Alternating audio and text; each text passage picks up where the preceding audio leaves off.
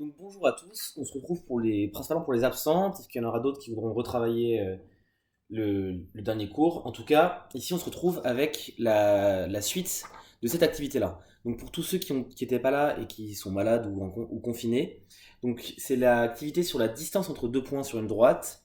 Pour les 2G, vous trouverez le document sur les cours du mardi dans l'ENT. Et pour les 2I, vous le trouverez sur les cours du mercredi. Alors, durant cette activité, normalement, on s'est posé la question des distances et vous allez essayer de réfléchir sur les distances. D'accord. J'espère et je vous demande d'essayer d'avoir fait le plus de questions possible. Si jamais vous n'arrivez pas à la 5, je vous donne une indication supplémentaire. Dans la 5, il faut décrire à quelqu'un qui ne sait pas le faire comment vous faites pour calculer la distance entre deux points. Bah, du coup, moi, je vais faire l'explication ici tout de suite. A priori, si je veux faire la distance entre 2 et 4, je regarde la distance 2, je regarde la distance 4, et je regarde du coup cette zone qui est entre les deux. D'accord. A priori, ça, c'est la distance entre 2 et 4. On regarde la différence entre le vert et le rouge. Bon, bah, mathématiquement, on a quelque chose qui est censé être la différence, qui symbolise la différence. D'accord. C'est le moins. Donc là, on a envie de dire qu'on fait la différence entre 4 et 2. On fait une soustraction entre 4 et 2. Et ce qui est censé nous faire obtenir 2, qui est bien la distance. Comment je sais que c'est bien la distance? Normalement, vous l'avez tous fait au début, avant qu'on mette les nombres. Pour calculer la distance, je compte le nombre de stations ou d'écarts. Donc, un écart, deux écarts. La distance entre 4 et 2, c'est de 2 écarts, donc 2 stations. Donc, 4 moins 2 est un calcul qui nous donne aussi ça. C'est pour ça qu'on a commencé à tracer un axe et qu'on a symbolisé les différentes stations avec des nombres qu'on leur associe. À chaque station, il y avait un nombre associé. Et donc avec ça, on va pouvoir commencer à se poser la question de comment définir mathématiquement, avec des outils mathématiques, la distance.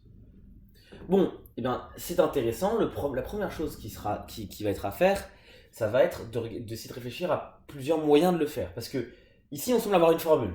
On semble dire qu'il faut aller, par exemple, d'un point A à un point B. Et la formule ressemble ici à 1 moins B. En classe, en tout cas, vous êtes un certain nombre à avoir proposé ça. Et c'est quelque chose d'assez logique. Bon, maintenant, on peut avoir quelques problèmes. Si, par exemple, je pars de... tac, tac, tac, tac, tac, excusez-moi, je retrouve mes mots. De moins 1, et que je vais faire la différence entre moins 1 et 1. Un exemple de cas typique. Eh bien, je vais effacer un petit peu le rouge et le vert.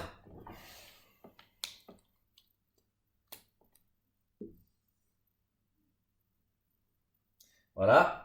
Donc, du coup, je vais regarder la partie verte, c'est ça. Et la partie rouge, c'est ça. Bon, si j'applique ma formule, on va mettre du coup celui auquel on arrive pardon, on va mettre celui auquel on arrive, donc moins 1 encore. Parce que du coup, on a moins 1, moins 1. Donc, euh, B, A. Parce qu'on part de là et on va là. Bon, bah là, ce qu'on se rend compte, c'est qu'on a un problème, parce qu'on tombe sur moins 2. Je sais pas si vous avez déjà fait des anti-stations, des stations négatives, moi pas. Je sais pas ce que ça veut dire. Donc, une distance négative, ça n'existe pas. D'accord. Donc, du coup, on est face à un problème. Notre formule ne fonctionne plus. Et en même temps, c'est assez logique, parce que est-ce que vous êtes tous d'accord pour dire que, j'espère que vous êtes tous d'accord, vous pouvez pas me répondre, que la distance entre A et B, c'est égal à la distance entre B et A. D'accord. C'est-à-dire que la distance qui est là, c'est la même distance que la distance qui est là. D'accord. On n'est pas avec des vecteurs, il n'y a pas de sens à la distance. D'accord. Donc techniquement, je pourrais inverser mes lettres à chaque fois. Donc en fait, si je dis que la formule c'est B moins A, bah pourquoi je pourrais pas dire que c'est A moins B si je regarde dans l'autre sens? Bah parce que justement, on a cette question de distance négative. On ne veut pas de distance négative. Donc du coup, la question c'est comment est-ce que les mathématiques essayent de résoudre ce problème? Parce qu'il y a des cas où on va vouloir ça, et d'autres cas on va vouloir ça. Alors déjà, ce qui est intéressant de noter, c'est que si je reprends ma formule précédente dans l'autre sens, 4 moins 2, si je fais 2 moins 4, et ben j'ai moins 2. D'accord. Donc en fait, ce qu'on observe, et ce qui va être vrai, c'est que A moins B, c'est égal à moins B moins A. Donc là, il y a plusieurs moyens de le voir. La première, ce serait de développer. Si je développe le moins, ça me paraît évident. Effectivement, ça fait moins B plus A. Donc A moins B.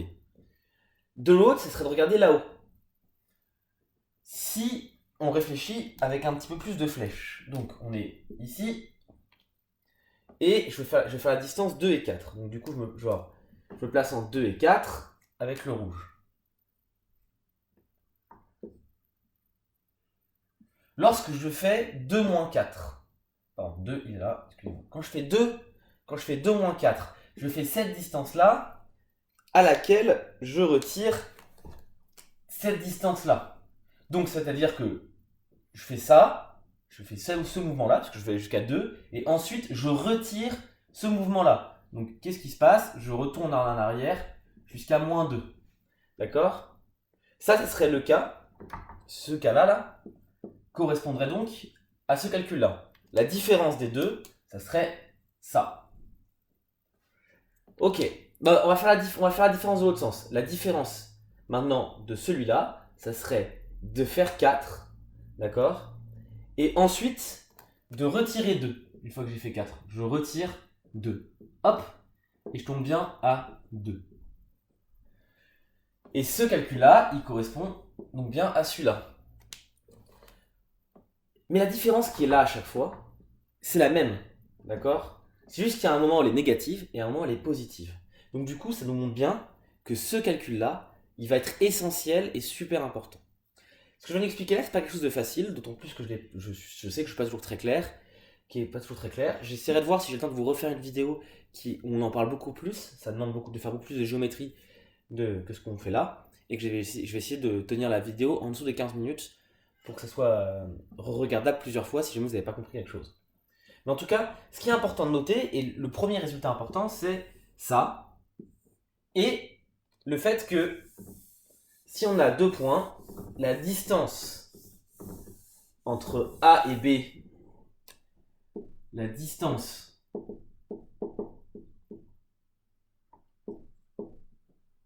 entre A et B, c'est A moins B si A moins B est positif et B moins A, donc moins A moins B, si A moins B est négatif. D'accord? Le cas positif, on le met en haut, mais ça ne change pas grand chose en soi, puisque de toute manière, si c'est égal à 0, genre le cas pas négatif, le cas nul, si c'est égal à 0, c'est égal à 0. On n'a pas besoin d'avancer beaucoup. Bon, ce qui est intéressant ici, c'est que du coup, on a une première définition qui est en 2 parties. C'est-à-dire qu'on a une condition dessus. Soit c'est ça, soit c'est ça. D'accord? Dans la vie de tous les jours, il y a des cas où ça peut arriver. Par exemple, vous pourrez voir plus tard quand vous aurez un compte en banque. Parfois, quand on paye quelque chose, le paiement ne se fait que 2-3 jours plus tard. Donc vous pouvez dire que pour le moment sur votre compte en banque vous avez 3 euros, sauf si on a déjà compté le fait que j'avais acheté mes 3 euros de bonbons. Donc du coup il y a une condition dessus, d'accord? Bien là c'est un petit peu pareil, on va avoir une condition dessus, d'accord? Elle n'est pas très compliquée, c'est un truc auquel vous êtes habitué normalement, d'accord? On met pas mal de conditions dans la vie en général. Voilà. Bon, on est quand même un peu enquiquiné quand même parce qu'on n'a pas envie d'avoir une double définition. On a envie que ça soit plus simple. Eh ben, on va essayer de définir un nouvel objet mathématique. On garde cette définition de côté. On garde aussi ça, ça va nous intéresser pour la définition mathématique. On va définir la distance à 0. Hop. On se place à 0 et j'aimerais savoir quelle est la distance de ce x à 0. D'accord? A priori, là le x il est à gauche donc il est négatif. Mais j'aurais pu faire le même x à droite. Je ne sais pas où il est. D'accord? C'est un schéma, je le représente juste. Et bien la distance qui est là, d'accord? Elle est égale ici, du coup, cette distance, elle est égale à moins x. D'accord? Parce que x est négatif et x est négatif, mais le nombre qui est sans le moins nous donne c'est ça qui nous donne sa distance à 0. D'accord? A l'inverse, ici, si le x est positif, et ben sa distance est tout simplement x, par définition. Donc du coup, on peut obtenir un premier objet qu'on va appeler valeur absolue. La valeur absolue, donc l'absolu en français, c'est quelque chose qui est gravé dans le marbre. Là, c'est pareil, c'est quelque chose d'absolu, de sûr, de certain. Donc la valeur de x, d'accord, c'est soit x, si jamais il est positif. Donc ça, c'est l'écriture mathématique, je l'écris en français.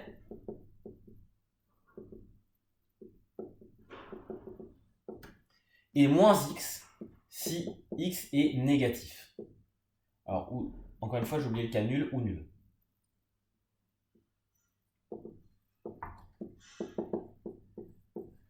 Donc, on a une condition ici, mais on a une manière de l'écrire, en fait. C'est pas quelque chose de nous, genre, on n'a pas retiré cette condition. On a juste une manière de l'abréger. D'accord? Comme ça, je peux dire, bah ça, c'est la partie positive de x. Parce que dans un calcul, il y a des fois où ça pourrait nous être utile. D'accord? Notamment dans le calcul des distances. Bon, c'est là où ça va devenir assez intéressant, c'est que si maintenant, je vous réécris la définition de la distance. La distance, je vais écrire distance entre A et B. J'écris juste comme ça pour simplifier un petit peu l'écriture. Ça, on a dit que c'était égal à A moins B si A moins B positif et moins A moins B si A moins B négatif. Et bien là, c'est là que ça devient vraiment très très intéressant. D'accord? C'est que du coup, ça, et ben, on peut le réécrire. C'est-à-dire que ça, appelons x. Disons que x est égal à A moins B. Donc ça, ici, c'est x. Ici, on a x avec un moins devant. Ici, on a x. Et ici, on a x. Donc je vais réécrire tout ça avec des x. Ça fait donc x si x positif. Ça fait moins x si x négatif. Eh ben, alors attendez, excusez-moi, je vois que vous voyez pas. Hop, voilà. Négatif. Eh ben ça nous donne un point qui va être important. Ça nous donne la valeur absolue de x. Parce que c'est la définition qui est plus haut. D'accord? C'est exactement la même chose. Bon bah ici x par contre on avait dit que c'était quoi? On avait dit que x il est égal à a moins b dans ce cas-là. Donc du coup, a moins b. Et donc du coup on arrive sur la distance entre hop, a et b est égale à la valeur absolue de a moins b. Donc maintenant je vous recommande, j'ai fini, j'espère que ça vous a été utile. Si vous avez des questions, n'hésitez pas à les poser en commentaire ou à m'envoyer un mail. Je regarde pas les commentaires régulièrement, le mail sera plus sûr. Tac, excusez-moi. Voilà, donc tout ça c'est fini. Je vous conseille d'aller voir le cours, puisque du coup j'ai mis le cours sur le NT, c'est le chapitre 7. J'ai mis les trois parties. Dans la troisième partie, il y a ça, et des exemples qui sont importants. Je considère que vous avez vu ces exemples-là, d'accord? Et que vous êtes allé les voir et les chercher dans le cours. Bien sûr, je vous souhaite une excellente journée, à bientôt, et bonne chance.